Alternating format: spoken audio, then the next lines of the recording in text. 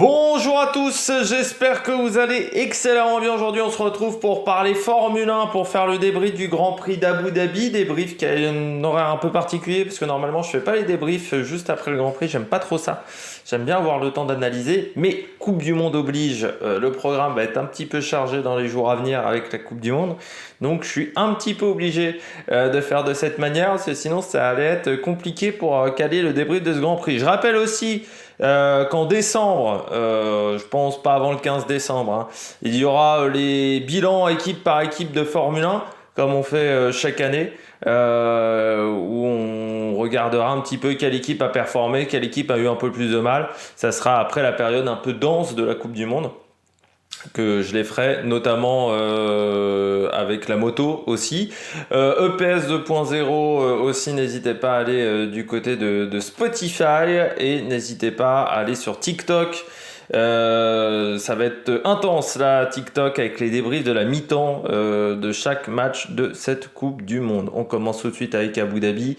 N'hésitez pas à vous abonner à la chaîne, à réagir dans les commentaires, à mettre un pouce bleu, à partager la vidéo sur les réseaux sociaux, notamment auprès de vos proches si vous pensez que ça peut les intéresser. Dans les commentaires, n'hésitez pas à me dire qui vous a plu, qui vous a déçu, ce que vous pensez de la carrière de Sébastien Vettel. Et puis n'hésitez pas, quand vous vous abonnez à la chaîne, à rajouter la petite cloche, comme ça vous êtes au courant des dernières vidéos qui sortent sur la chaîne. N'hésitez pas également à aller voir la page de la chaîne directement, parce que là il va y avoir pas mal de vidéos, donc je suis pas sûr qu'au niveau des notifications il n'y ait pas des problèmes avec YouTube. Ce Grand Prix d'Abu Dhabi, il restera pas dans les annales parce que la course a été un peu ennuyante en fait, même très ennuyante. Il s'est pas passé grand chose. C'est pas fondamentalement à cause du circuit. Je trouve que même le fait d'avoir enlevé la deuxième chicane et d'avoir enlevé la fin de ce premier secteur là, qui était toujours très lent, je trouve que ça offre des possibilités de dépassement. Le souci, c'est qu'il y avait énormément d'écart entre les voitures, c'est-à-dire que la hiérarchie, vous aviez Verstappen qui était très rapide, Red Bull, Ferrari, ça se tenait encore, on va dire, entre Perez, Leclerc et Sainz. Ensuite, il y avait Mercedes. Mercedes n'était pas dans le match au niveau des top teams. Et ensuite, on avait les autres équipes. Et même dans le middle pack, c'était surtout une bagarre entre Aston, McLaren et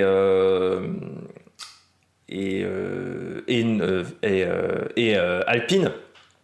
Et derrière, vous aviez AlphaTauri, Williams, Haas, qui était un cran en dessous en termes de performance. Donc ça faisait des gros écarts et il y avait vraiment plein de petits pelotons, mais en fait il n'y a jamais eu de grosses bagarres pendant ce Grand Prix. Donc on s'est vraiment ennuyé ferme, même si c'était un circuit de Formule 1 qui est un petit peu comme le Castellet sur un parking, même si c'est moins... j'ai moins cet effet là qu'au Castellet. C'est quand même pas top, on est quand même sur un parking, hein, le circuit d'Abu Dhabi. Le circuit de Yas Marina. Bon, j'ai pas grand chose d'autre à dire, vu qu'il n'y a pas eu trop de soucis au niveau de la FIA. De toute manière, il n'y avait pas grand chose à faire non plus du côté de la FIA. Et puis, il faut quand même que j'aille un petit peu vite sur ce débrief. C'est pour ça qu'il n'y aura pas d'habillage également sur ce débrief. Note du Grand Prix, j'ai mis 8 sur 20. Pourquoi? Parce que je me suis ennuyé, parce qu'on avait des gros écarts de niveau, qu'il y a eu très peu de dépassements pendant le Grand Prix, il faut le dire. Verstappen était intouchable, Mercedes était trop loin. Donc c'est vrai que par rapport au dernier Grand Prix, c'est-à-dire par rapport au Brésil, par rapport au Mexique, enfin surtout par rapport au Brésil, parce que le Mexique encore c'était pas fou, mais c'était moins bien. Donc c'est pour ça que je mets que 8 sur 20. On commence tout de suite par le bilan des Bleus. Alors je vais me répéter, mais pas d'habillage pour des raisons que j'ai pas le temps de mettre l'habillage tout simplement si je veux que la vidéo sorte en temps et en heure. On commence avec Esteban Ocon, qui finit dans les points sur ce Grand Prix, en Q3 également. Voilà, c'est un week-end qui est dans la lignée de ce qu'il a fait pendant une grande partie de la saison Esteban, c'est-à-dire sérieux, élève sérieux, voilà, on pourrait dire dans un conseil de classe, Esteban Ocon. Voilà, il a fait le travail et c'est un résultat qui est bon. Voilà, il fallait marquer des points, encore plus avec l'abandon d'Alonso, ça reposait quand même vraiment sur ses épaules, même si du côté de McLaren, on était un petit peu en retard par rapport à Alpine, mais il a fait le job et il a très bien fait le job. Voilà, donc il n'y a pas grand-chose d'autre à dire, à part qu'il a été bon, Esteban Ocon, qu'il a été bon toute la saison aussi, Esteban Ocon, hein, pas seulement sur cette course, il a été bon quand même très régulièrement. Et puis surtout, là, que ça soit en qualif en course, il était devant Alonso. Alors, en course, c'était assez facile, Alonso a eu un abandon. Mais en qualif, il fallait le sortir, le chrono, face à Fernando. Et il s'en est très très bien sorti, aussi Esteban Ocon. Ça a été un bon Grand Prix, voilà, il a bien défendu face à Vettel. À un moment, il y avait une belle bagarre face à Vettel. Il n'était pas sur une stratégie si évidente que ça, hein. La stratégie en arrêt, elle était un peu casse-gueule quand même pour Ocon. Surtout qu'il s'est arrêté très tôt. Avec l'Alpine, hein, je crois qu'il s'arrête avant le 20e tour de course, donc c'était très tôt, il fallait tenir hein, ensuite les pneus pour Esteban Ocon, et il s'en est plutôt bien sorti avec cette stratégie. Donc voilà, une 7e place qui est tout à fait honorable pour Esteban, voilà, qui a fait le job.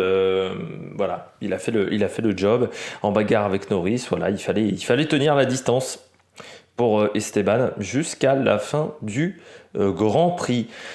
Je continue avec Pierre Gasly. Compliqué, hein. Compliqué ce week-end avec Pierre Gasly. J'ai envie de dire que l'année a quand même été difficile pour Pierre. La stratégie a été foireuse, commencer avec les softs, finir avec les hard. Enfin voilà, je trouve que c'était une stratégie qui était très foireuse parce qu'on voit que les softs ne marchaient pas extrêmement bien.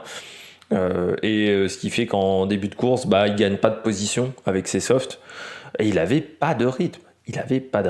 Que ça soit en qualif, où il est éliminé dès la Q1, mais même en course, par rapport à Tsunoda, il est bien loin du rythme de Tsunoda. Avec en fait, le seul impact qu'il a eu sur la course, c'est sur Perez. Mais il a bien niqué la course, il a un peu niqué la stratégie de Perez. Même si je pense que pour Perez, ça aurait été compliqué d'aller chercher Leclerc, parce que ça aurait été très juste. Mais il a permis à ce que Perez n'ait pas le DRS en le bloquant un petit peu. Alors, je pense que c'était pas fait exprès, mais c'est sûr que c'est un petit cadeau de départ salé pour la maison Red Bull de la part de Pierre Gasly. Non, le week-end a été mauvais, mais parce que AlphaTauri a pas eu une très bonne voiture cette année non plus. Hein. C'est vrai que l'AlphaTauri n'était pas bonne, et le week-end a été difficile. Voilà, tout simplement. C'est un week-end qui ne restera pas dans les annales pour Pierre Gasly. C'est dommage pour son départ d'AlphaTauri. Il part pas foncièrement avec la grande porte. Voilà, il part un petit peu en catimini. Ce qui est dommage parce que Pierre a apporté énormément à cette équipe. Il est resté très longtemps dans cette formation, mais il a apporté une victoire. Enfin, voilà, il a fait des podiums aussi. Des 4e, 5e places qui ont été importantes. Il a permis à ce que cette équipe finisse 6e du championnat du monde des constructeurs. Mais là, c'est vrai que cette année, ça n'a pas matché du tout. La voiture n'était pas bonne. Ils n'ont jamais réussi à apporter des évolutions qui ont amélioré les choses. Et puis ce week-end, en plus, il est derrière Tsunoda. Donc forcément, c'est pas un très bon week-end. On passe tout de suite au pilote au top. Du côté des pilotes au top, je commence avec Verstappen, intouchable. Voilà, c'est rapide. Que ça soit en qualif et en course, il a mis une tôle à tout le monde. Que ça soit en premier à Perez, son équipier, mais à tout le monde. Je pense qu'il voulait gagner ce week-end parce que déjà au Brésil, ça s'est pas passé comme il le souhaitait. Et pour lui, ça a été... je pense qu'il l'a pas très bien vécu, voilà. Et surtout, il a le package match très bien, c'est-à-dire Verstappen avec cette voiture, ça marche parfaitement depuis le début de saison. Et je pense que voilà, il voulait finir sur une bonne note et il a fini sur une bonne note, c'est-à-dire qu'il a dominé la course. Il n'a pas vraiment été inquiété pendant tout le week-end par un autre pilote. Voilà, ça a été du grand Verstappen comme ce qu'on a vu pendant 90% de la saison, où on a vu du grand Verstappen. Il n'y a que sur quelques courses où ça n'a pas marché, mais pendant 90% du temps, Verstappen a été très très bon. Et il a été au-dessus, tout simplement. Voilà, avec une bonne voiture, c'est clair, mais il a réussi à s'en servir parce que Perez avait la même voiture en début de saison et que Perez a fait un peu moins bien.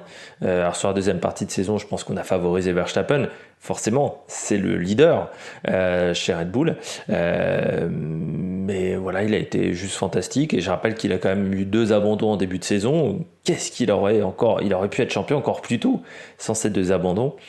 Faut le rappeler également, voilà, très grand Verstappen et puis là intouchable, donc il n'y a pas grand chose d'autre à dire. Leclerc, deuxième pilote au top, vice-champion du monde pour Leclerc. Alors c'est un lot de consolation parce que il voulait mieux cette année. Enfin, je sais pas s'il voulait mieux parce que je sais pas s'il s'attendait à être champion du monde, mais il s'attendait pas à être aussi loin de Verstappen. C'est-à-dire que Ferrari a quand même foirer sa saison. C'est pour ça que pour moi, Binotto peut pas rester, parce que Binotto est peut-être un bon leader technique, et encore, mais surtout, c'est pas un meneur d'hommes. Et je pense que ça a été le gros problème cette année chez Ferrari, c'est qu'il leur manquait un meneur d'hommes. Ils leur font un meneur d'hommes. Peut-être que Fred Vasseur est la bonne personne. Moi, je pense que Fred Vasseur est la bonne personne. Binotto, techniquement en plus, certains vont dire c'est un bon, il est bon au niveau technique. Alors oui, la voiture était très bonne en début de saison. Ça c'est clair et net. À Bahreïn, là où Ferrari était très bonne. Par contre, ils n'ont jamais réussi à avoir le même rythme d'évolution que Red Bull. Ils commencent, ils sont à 1 dixième, grosso modo, voire 1 dixième devant. La Red Bull, ils finissent 8 dixièmes derrière. C'est ça le constat chez Ferrari quand même. Là, ce week-end, ils étaient en impossibilité d'aller chercher Verstappen. Leclerc finit devant Pérez.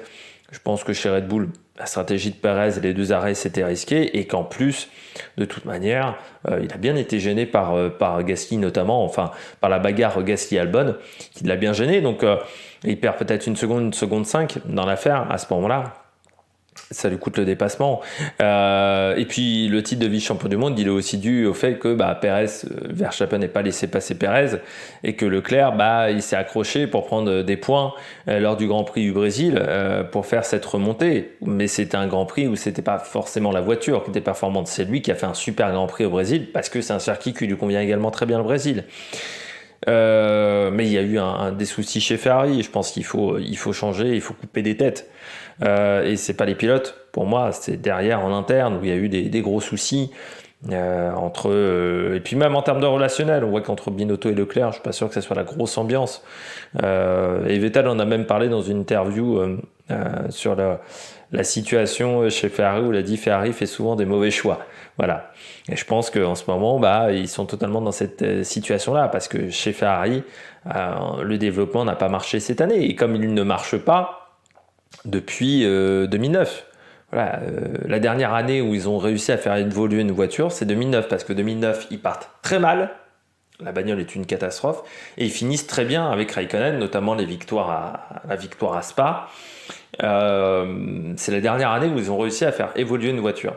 Ça fait depuis plus de 10 ans qu'ils n'arrivent pas à faire évoluer une voiture. C'est-à-dire, certaines années, ils démarrent fort, je pense notamment Vettel, c'est 2017, Vettel, où il fait son erreur à Hockenheim. Ok, ils sont très bien déjà Hockenheim ça commence à être moins bien. Bon, ils profitent de la pluie quand même pour être performants, mais ils n'arrivent pas à faire évoluer la voiture. Ils perdent le titre les 2-3 grands prix d'après parce que la voiture est une catastrophe ensuite. Ils finissent la saison sur les rotules. 2019 pareil. À l'époque d'Alonso c'était pareil. Ils n'ont jamais réussi à faire évoluer une voiture depuis 10 ans. Faut peut-être se poser les bonnes questions. Binotto il était déjà là il y a 10 ans. Il gérait que la technique il y a 10 ans. Donc quand on me dit Binotto est fantastique, je suis pas sûr. Quand on me dit Laurent Mekies est fantastique, je rappelle que Laurent Mekies, c'est quand même le mec qui a fait la triche du moteur. Voilà. Qui leur a fait perdre beaucoup de temps au final de tricher au niveau des performances moteurs. Donc je suis pas sûr que ce soit 2 personnes qu'il faudrait conserver. Comme ça on fait pas de faute d'orthographe, de conjugaison même.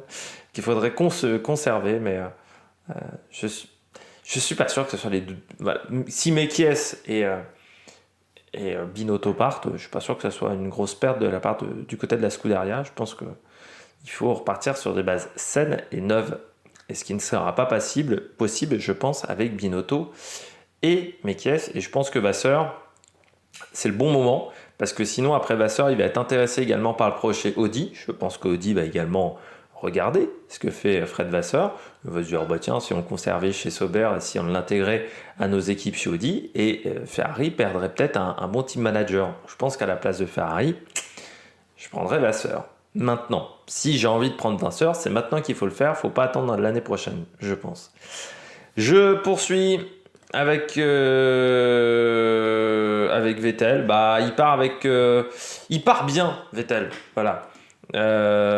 C'est une bonne nouvelle pour Vettel, c'est-à-dire qu'il finit dans les points, alors certes 10e, mais il fait un Grand Prix plutôt bien. En plus, il finit juste derrière Ricciardo. Il y a quand même une belle image avec Ricciardo. Voilà, je trouve qu'il a fait le bon job ce week-end. Et je trouve que ça a été vraiment très bon. Je pense qu'il fallait bien que je dise qu'il faille, hein. Je viens de vérifier là sur conjugaison. C'était bien qu'il faille conserver.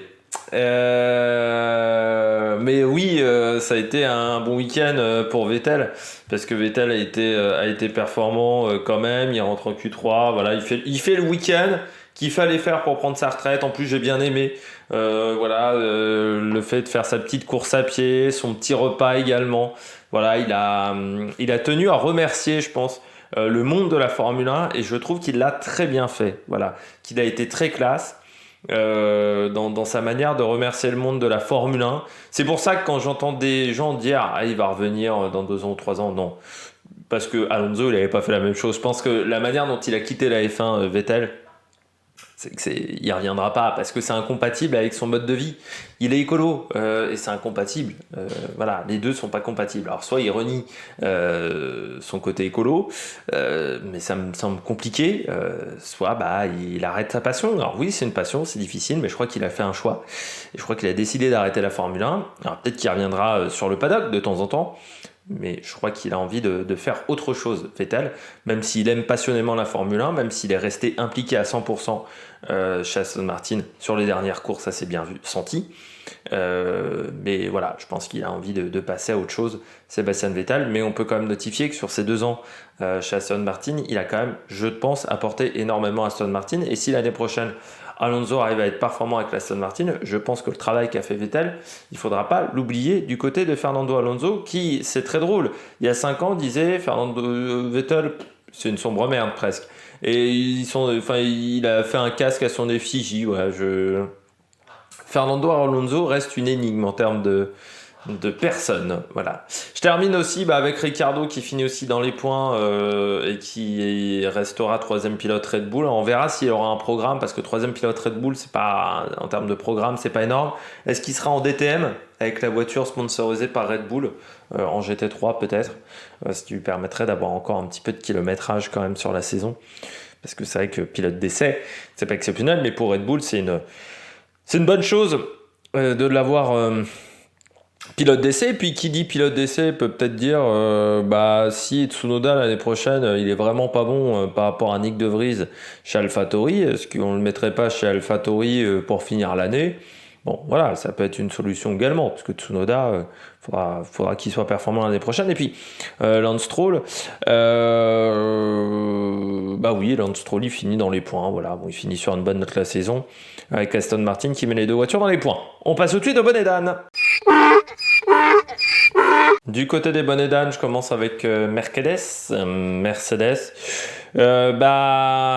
En fait, on s'aperçoit qu'il y a encore beaucoup de boulot à faire sur cette voiture pour réussir à la rendre performante. Et que Mercedes a encore beaucoup de travail. Ils ont beaucoup de travail parce que ce week-end, en termes de rythme, ils étaient largement en dessous de ce que pouvait proposer Ferrari, de ce que pouvait proposer Red Bull. Ce qui montre que donc ils ont toujours de la traîne aéro sur les pistes au niveau de la mer. Ça reste un vrai problème du côté de Mercedes. On voit qu'ils n'avaient pas de vitesse de pointe. Deuxièmement, le problème d'Hamilton pendant le Grand Prix, son problème de boîte de vitesse, ça rappelle également que Mercedes n'a pas tout à fait réglé ses problèmes de fiabilité qui étaient apparus l'année dernière, surtout les problèmes de fiabilité de Mercedes. Ils ont eu quand même quelques petits soucis de fiabilité, voire des fois ils ont dû un peu brider le moteur. Voilà, la saison n'a pas été facile pour Mercedes. Et puis en termes de stratégie, ils se sont encore un peu plantés, surtout, ils ont tenté la stratégie à un arrêt coûte que coûte, qui n'a pas vraiment marché, en fait, cette stratégie à un arrêt. Ils se sont ratés sur l'arrêt au stand aussi, et en plus une safe release qui est totalement méritée du côté de... Une safe release est méritée, l'action d'une safe release, la pénalité, moi je suis toujours contre cette pénalité, je pense qu'il faudrait plutôt pénaliser l'équipe que les pilotes, mais bon, c'est comme ça que décide la FIA. Mais du côté de Mercedes, ça a été une dernière course compliquée. Voilà, le week-end, dès le vendredi, c'était pas bon, avec Toto Wolff qui a dit aujourd'hui c'est la journée mondiale des toilettes. Voilà, la journée est à jeter aux toilettes. Voilà, je pense ils ont pris le week-end par le mauvais bout. Peut-être aussi qu'il y a une sorte de décompression après le Brésil, parce que c'est vrai que la victoire au Brésil, c'est quand même un peu un soulagement pour Mercedes, parce que finir la saison sans victoire, ça aurait été compliqué pour Mercedes. Là, ils ont quand même réussi à en claquer une avec Russell. Il y a peut-être eu une décompression ce week-end, ce qui pourrait expliquer les erreurs qu'on a vues, notamment sur la stand, notamment en termes de stratégie. Peut-être que voilà, on avait déjà la tête aux vacances et déjà la tête à 2023 où il faudra trouver de la performance. Est-ce qu'ils copieront le concept de Red Bull? C'est bien de copier, c'est mieux de copier et de comprendre pourquoi ça marche. Ça sera tout le travail que devra faire Mercedes. Ou est-ce qu'ils resteront sur leur concept de ponton très réduit? Ça, c'est une grande question. Schumacher, il part pas par la grande porte, Schumacher, voilà. C'est le seul de la saison qui a réussi à avoir un contact avec Stroll. C'est pas Stroll qui est rentré dans Schumacher, c'est Schumacher qui est rentré dans Stroll. C'est le premier de l'année à avoir fait ça. Il part par la toute petite porte, Schumacher. Est-ce qu'il s'attendait à se quitter As? Est-ce qu'il pensait quand même qu'il y aurait une dernière solution pour rester chez As? Je sais pas, mais le week-end, ça a été pénible encore pour Schumacher. Et puis le contact avec Latifi, il aurait pu s'en passer. Il a été assez agressif, je trouve, notamment à un moment, c'est sur Albon. Non, c'est sur une Alfa Romeo. Il est très agressif dans son dépassement, je trouve. Voilà, je pense qu'il voulait montrer que c'était un bon pilote de F1, mais je crois qu'il en a fait trop. Et bon, il restera, pour le moment, il restera pas dans les annales de la Formule 1, Schumacher, contrairement à son père. Et puis Alfa Romeo, deuxième partie de saison qui a quand même été, à partir du Canada, ça a quand même été catastrophique chez Alfa Romeo. Il faut quand même le dire. Ça a été très très compliqué. Alors, on sait qu'ils ont moins de moyens que d'autres équipes, ça c'est clair et net. Mais bon, Aston Martin leur est passé devant. Ils étaient sur certaines courses en capacité d'aller chercher certaines équipes qui n'ont plus été capables d'aller chercher en fin de saison. Heureusement, ils restent 8e. AlphaTauri n'a pas réussi à leur passer devant en fin de saison, mais la fin de saison a été compliquée. Là, ce week-end, ça correspond un petit peu au Grand Prix précédent, c'est-à-dire la voiture n'avait pas de rythme. Voilà. Il n'y avait pas de performance, ils étaient derrière As. Et c'est un peu triste quand même que Alfa Romeo soit derrière As. Donc normalement c'est une équipe qui doit être devant. Donc est-ce que le manque de performance est aussi dû aux premières rumeurs comme quoi ils allaient chez Audi et à l'officialisation, ce qui fait que Ferrari s'est dit on va peut-être arrêter de donner des informations à Alfa Romeo. C'est peut-être ce qui s'est passé. Pas de classement je vais pas noter les classements, ils seront dans la description de la vidéo pour des raisons de Coupe du Monde. Nous, on se retrouve donc pour les top 10 de fin de saison. Et puis, si vous regardez pas les top 10 de fin de saison, ça sera l'année prochaine, peut-être juste après les essais de pré-saison du côté de Bahreïn. On se retrouve donc pour de nouvelles aventures sur l'Amérique Production. N'oubliez pas la Coupe du Monde et puis pour de nouvelles aventures. Allez, ciao ciao sur l'Amérique Production.